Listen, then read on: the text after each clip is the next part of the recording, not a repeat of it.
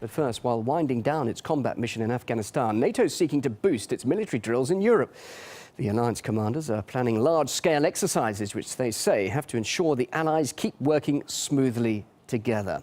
Well, like the latest NATO war games held in Poland and the Baltic republics earlier this month, these were the largest in years, involving 6,000 troops. But the US-led bloc has even bigger plans for the future.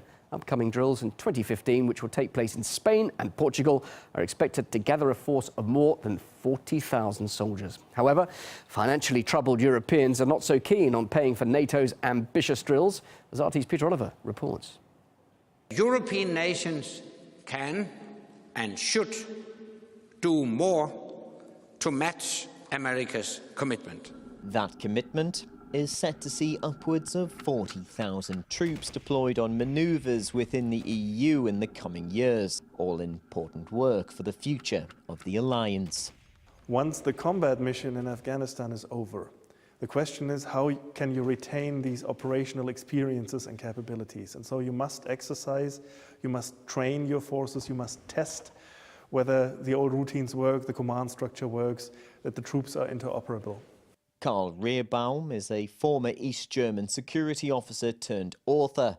After spending a career watching NATO during the Cold War, he isn't buying the reason given that this is all part of the winding down of operations in Afghanistan. There isn't any need to put these troops in Europe. I think they would have ramped up operations even if Afghanistan wasn't coming to an end. That's down to what he sees as a change in NATO policy following actions in Libya and towards Syria.